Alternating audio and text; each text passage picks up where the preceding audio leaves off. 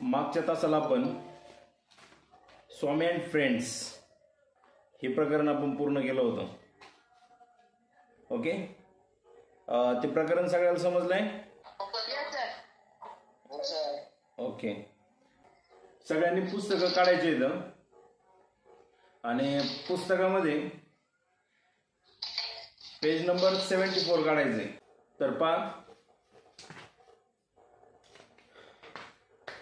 आजच्या तासाला आपण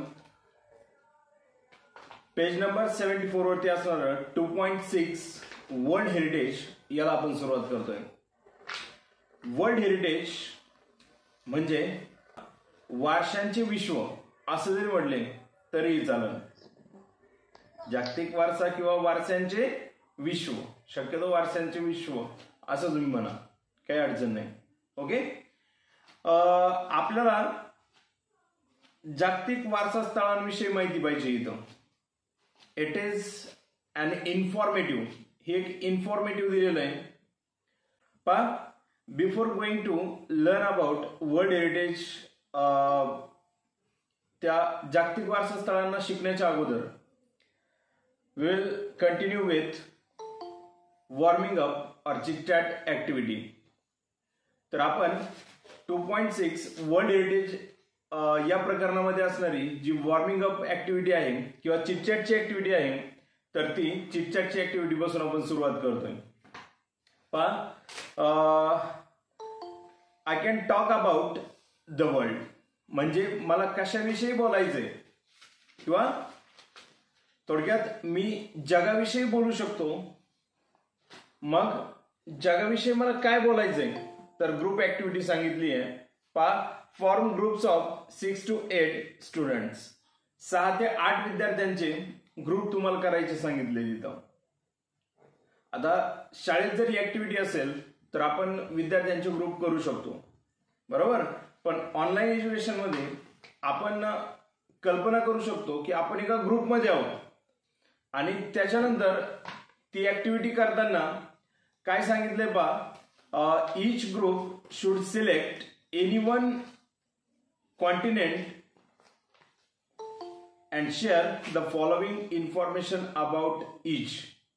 खरं तर ग्रुप करायचे आणि ग्रुपला एक एक कॉन्टिनेंट, एक एक खंड त्यांना वाटून द्यायचा आहे. विद्यार्थ्यांच्या ग्रुपला एक एक कॉन्टिनेंट वाटून द्यायचा आहे. म्हणजे ही प्रॅक्टिकल ऍक्टिव्हिटी आहे बा, जी वर्गामध्ये करायची आहे, बरोबर. वेगवेगळ्या स्टडी मटेरियलमध्ये तुम्ही ती ऍक्टिव्हिटी पाहू शकता.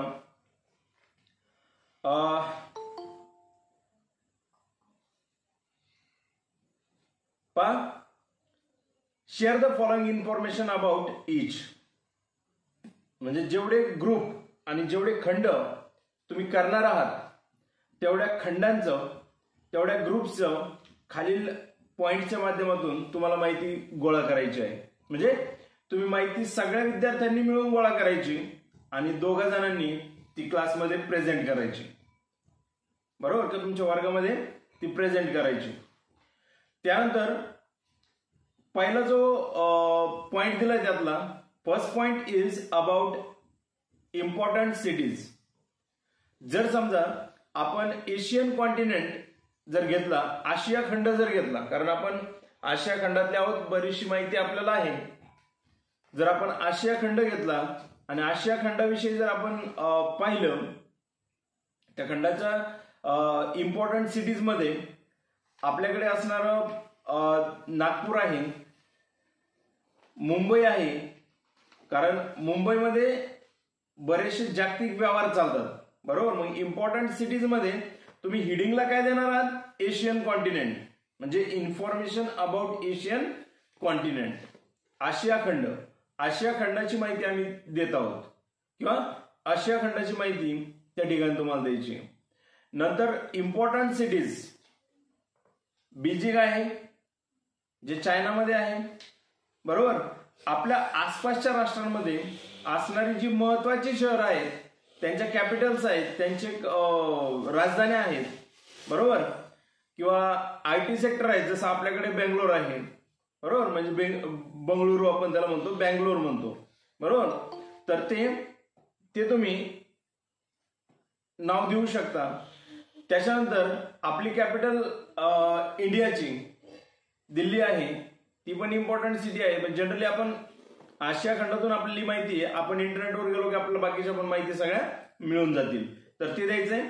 त्याच्यानंतर site seeing places of tourist interest, पर्यटकांच्या आवडीमध्ये किंवा पर्यटकांना आकर्षित करणारे, इंटरेस्टची असणारे जी काही टुरिस्ट प्लेसेस आहेत त्यांची नावं तुम्हाला या ठिकाणी द्यायची किंवा साईट सीइंग प्लेसेस, पर्यटन स्थळ जी आहेत ती तुम्हाला द्यायची आहेत. पहा, आपण खूपदा इंटरनेटवरती कैलाश पर्वत पाहतो, बरोबर, ज्या ठिकाणी भगवान शंकराचं वास्तव्य आहे, बरोबर, आणि ते चायना, इंडिया, पाकिस्तान, अफगाणिस्तान यांच्या थोडक्यात मध्ये नेपाळ, भूतान असेल, ही सगळी देश जे आहेत, तर या सगळ्यांच्या मधून तो हिमालय जातो, बऱ्याचशा देशांना तो स्पर्श करतो आपल्या खंडामध्ये असणाऱ्या, तर त्याच्यामध्ये असणारं एक K2 पर्यटन स्थळ आहे. पहा, हेवन ऑफ इंडिया, भारताचं स्वर्ग नंदनवन, बरोबर, गंगेचं खोरं आहे. त्याच्यानंतर काश्मीर आहे, बरोबर. नंतर ज्या ठिकाणी टेक्नॉलॉजी पूर्णपणे एकंदरीत केंद्रित झाली आहे असं चायनाचं प्लेस असेल ते तुम्ही पर्यटन स्थळ म्हणून घेऊ शकता. फक्त ज्या ठिकाणी पर्यटकांना जाण्यासाठी म्हणजे अनुकूल असं वातावरण आहे, अनुकूल अशी परिस्थिती आहे, अशा ठिकाणांची नावं तुम्ही त्याच्यामध्ये घ्यायची. Third point, food speciality or cuisine. Cuisine म्हणजे त्याला तुम्ही खाद्य प्रकार म्हणू शकता. फूड स्पेशालिटी, पहा, प्रत्येक देशाची आपापली फूड स्पेशालिटी असते. जसं आपण महाराष्ट्रात राहतो आणि चायनीज डिश हे नाव आपण पाहतो, म्हणजे चायनामधून त्या लोकांनी तयार केलेलं जे चायनीज डिश आहे ते आपल्याकडे थेट आपल्या खेडोपाडी किंवा आपल्या छोट्या छोट्या शहरांमध्ये ते विकलं जातं. ओके, महाराष्ट्रीयन डिशेस आपण म्हणतो, कोल्हापुरी डिशेस म्हणतो, त्याचे वेगवेगळे प्रकार असतात, बरोबर. पुन्हा वाईल्ड लाईफ, काय वाईल्ड लाईफ, गंगेचं खोरं आहे. त्याच्यानंतर हिमालयन काही वाईल्ड लाईफ असेल किंवा वेगवेगळे जे आपल्याकडे अभयारण्य आहेत, म्हणजे वेगवेगळ्या सँक्च्युरीज आहेत, त्या सँक्च्युरीज मध्ये असणारे वेगवेगळे प्राणी प्रकार असतील तर ती सुद्धा तुम्हाला त्याची माहिती याच्यामध्ये द्यायची. म्हणजे खंडाच्या दृष्टीने मी थोडंसं जेवढं माझ्या माहितीमध्ये आहे ती गोष्ट तुम्हाला या ठिकाणी सांगण्याचा प्रयत्न करतो. ही सगळी माहिती आपल्या इंटरनेटवरती उपलब्ध आहे. त्यानंतर पुढे असं सांगितलंय, different types of region and vegetation. आता वेगवेगळ्या प्रकारच्या असणारे जे काही विभाग आहेत आणि त्यांची असणारी वृक्ष संपत्ती किंवा वनांची परिस्थिती किंवा वन्यजीव, नंतर वन यांची रचना ही तुम्हाला त्या ठिकाणी मांडायची आहे. त्याच्यानंतर पुढे आहे ह्युमन लाईफ. वेगवेगळ्या देशांमध्ये असणारं जे मानवी जीवन आहे, खंडामध्ये असणारं जे मानवी जीवन आहे, वेगवेगळ्या राहणीमानाचा होणारा परिणाम. आपण एकंदरीत भारताचा जर विचार केला तर we have a diverse culture. आपल्याला भिन्न प्रकारचं असणारा सांस्कृतिक वारसा आहे, बरोबर. मग जगामध्ये पण अशी वेगवेगळी वारसा असणारी गोष्टी आहेत, मग त्यांची माहिती यामध्ये द्यायची. थोडक्यात या ठिकाणी जर तुम्ही पाहिलं तर ही जी गोष्ट मी किंवा आता जी सांगतोय याला लिफलेट असं म्हणतात, हँडआउट्स असतात. एखादं पहा तुम्ही, आता समर आपला आत्ताच गेलाय, बरोबर. तर समरमध्ये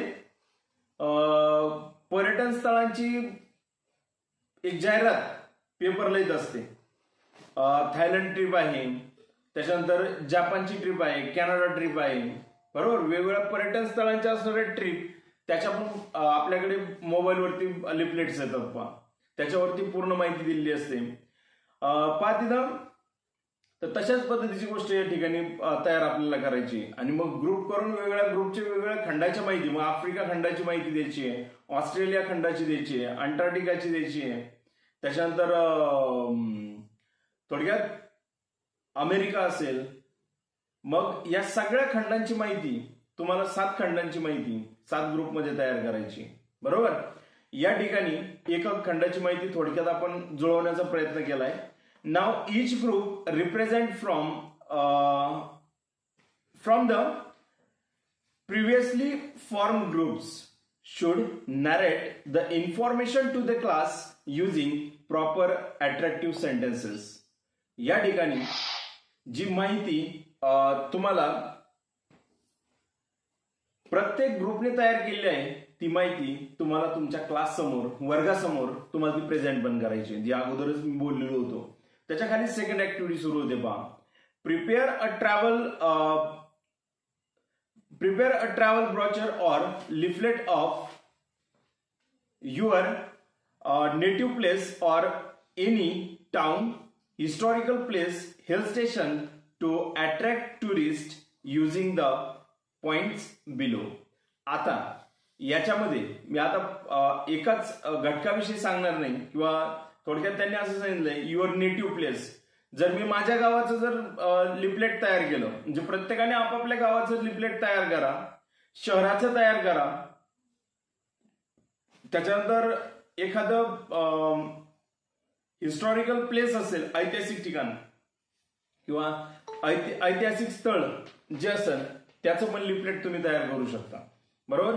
जसं की आता राज्याभिषेक सोहळा झालाय, बरोबर. रायगडावरती तुम्ही लिफलेट तयार करू शकता, because it is a hill station as well as a historical place, बरोबर. म्हणजे it is a capital of Maratha empire.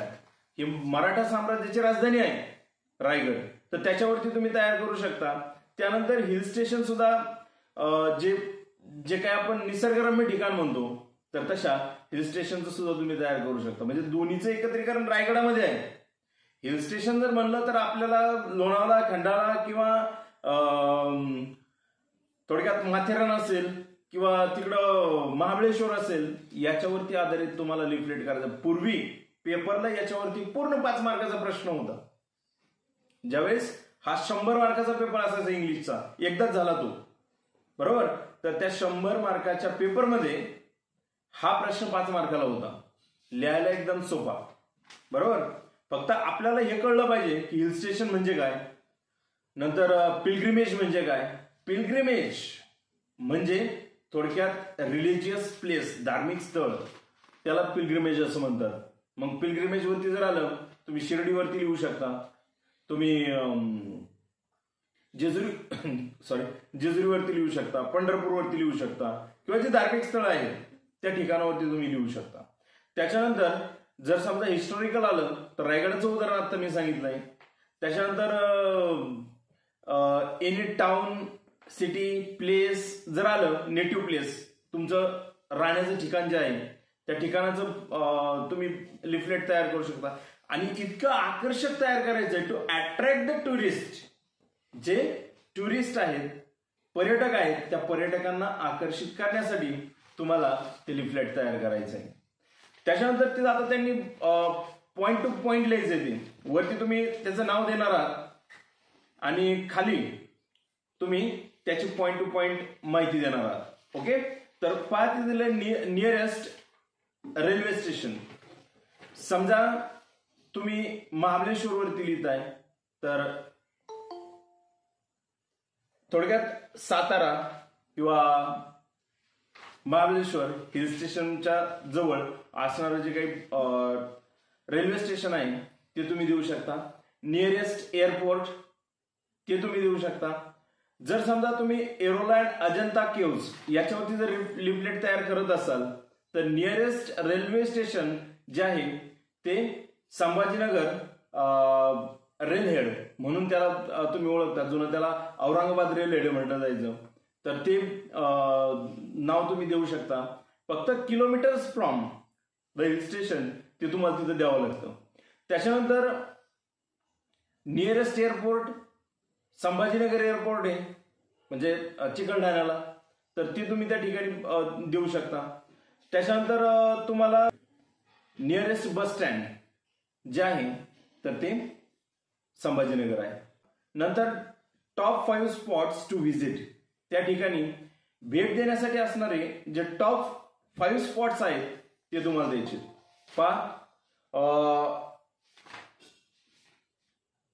प्राणी संग्रहालय औरंगाबादमध्ये ते आहे. चिकलठाणा असणारं थंड हवेचं ठिकाण म्हणून पण ते ओळखलं जातं. एअरपोर्ट आहे तिथं. वेरूळ आणि अजिंठा हे दोन्ही वेगवेगळ्या गुंफा आहेत तिथं. त्याला ऐतिहासिक, त्याचबरोबर आपण त्याला शिल्पकला, बरोबर, तर त्याचं महत्व असणारं ठिकाण आहे. असे कोणतेही 5 तुम्हाला मध्ये द्यायचे.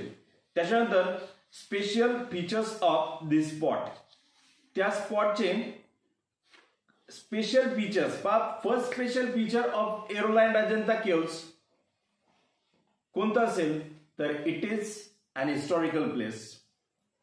इट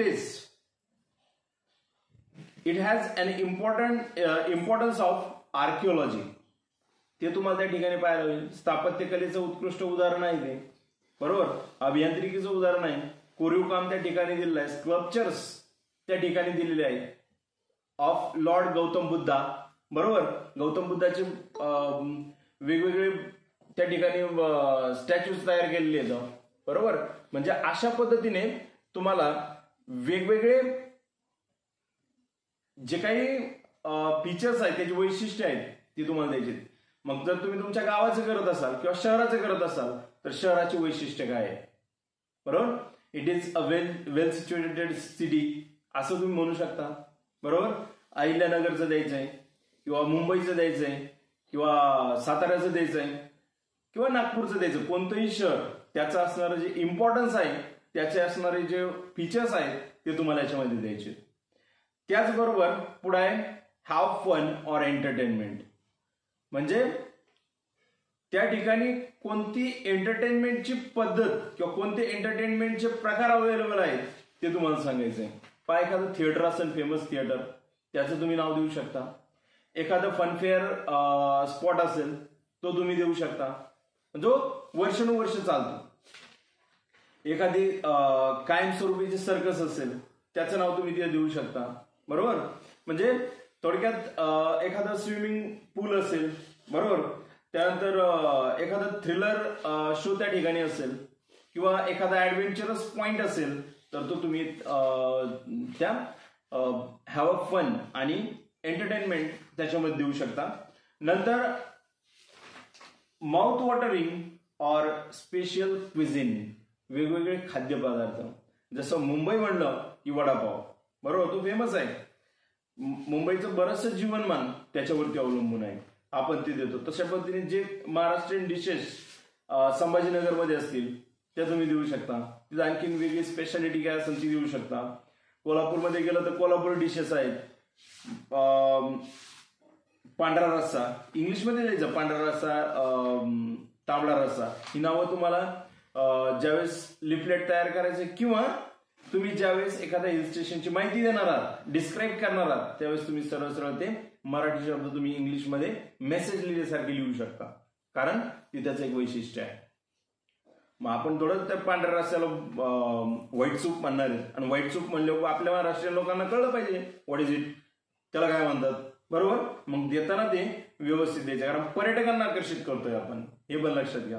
आणि बाहेरचा पर्यटक ज्यावेळेस वाचेल ना व्हॉट इज पांढरा रस्सा आणि तांबडा रस्सा, बरोबर, तर एक ती स्पेशालिटी तयार होते आणि मग त्या लोकांचं आकर्षण त्याच्यावर होते. व्हॉट इज वडापाव, बरोबर, वडापाव म्हणजे काय हे ज्यावेळेस आपण सांगू त्यावेळेस त्यांच्यामध्ये त्याचं आकर्षण तयार होतं आणि ते अट्रॅक्ट करणार असतं. त्यानंतर other near by site seeing places. त्या समजा एखाद्या हिल स्टेशन जर तुम्ही घेतलं, समजा तुम्ही जसं आता संभाजीनगरचं आपण एरोलँड अजंता केव्ज घेतलं, तुम्ही महाबळेश्वर घेतलं असेल, तर त्याच्या अवतीभोवती असणारे जे काही हिल स्टेशन्स आहेत किंवा जे काही आणखीन टुरिस्ट प्लेस आहेत, साईट सीइंग स्पॉट्स आहेत, ते तुम्हाला त्या ठिकाणी द्यायचे. मग जसं की तुम्ही प्रतापगड देऊ शकता, रायगड देऊ शकता, म्हणजे महाबळेश्वरच्या शेजारचं सांगतोय, बरोबर.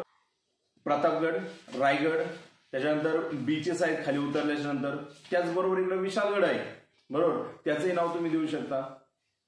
म्हणजे सज्जनगड आहे, बरोबर, it is historical place as well as religious place. It is a pilgrimage. बरोबर, समर्थांचं ठिकाण आहे ते, तर तुम्ही ती त्याच्यामध्ये देऊ शकता. किंवा इकडं पुण्याच्या साईडला असणाऱ्या किल्ल्यांची नावं देऊ शकता. बरोबर, अजून तिथं असणारं पाचगणी हिल स्टेशन आहे जवळचं.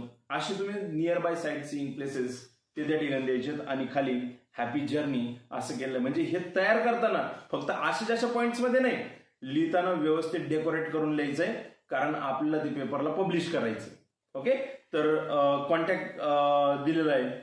एन्जॉयची स्पेलिंग वेगळी आणि एन्जॉय एन अल्फाबेट एन वापरलाय आणि पुढे जॉय केलंय, मध्ये हायपन देऊन एन्जॉय ट्रॅव्हल्स त्यांनी ते पब्लिश केलेलं आहे. आणि त्यांचे कॉन्टॅक्ट नंबर, ईमेल आयडी हे सगळं खाली त्यांनी दिलेलं आहे. मग आपण पण लक्षात ठेवायचं की ज्यावेळेस आपण एक व्यावसायिक म्हणून एखादी जाहिरात तयार करतो, त्यावेळेस त्या जाहिरातमध्ये म्हणजे लिपलेटमध्ये टुरिस्ट अट्रॅक्शनसाठी आपण या पद्धतीची माहिती भरायची आहे की जेणेकरून त्या टुरिस्टला जाण्यासाठी जर तो विमानाने आला तर त्याला जवळचं रेल्वे स्टेशन कोणतं आहे ते त्याला कळलं पाहिजे, विमानतळ कोणतं आहे ते कळलं पाहिजे. म्हणजे विमानतळातून उतरले तो रेल्वे समजा इंटरनॅशनल एअरपोर्टला तो आला, बरोबर, नागपूरला आला, तिकडं मुंबईला आला, तिथून तो पुन्हा त्याने भरारी घेतली, औरंगाबाद उतरला, बरोबर, तिथं रेल्वे स्टेशन जवळ आहे ते संपलं, बरोबर. पण मग तिथून बस कोणत्या जातात काय ती माहिती तुम्हाला त्या ठिकाणी द्यायची, किलोमीटरचं अंतर पण द्यायचं असतं, बरोबर. तर अशा पद्धतीने या ठिकाणी चिटचॅट तुमचं संपलेलं आहे. ओके, आता या भागात आपण तुमचं चिटचॅट पाहिलंय. आपण पुढचा भाग जो आहे वर्ल्ड हेरिटेज साईट याच्याविषयी माहिती पाहणार आहोत.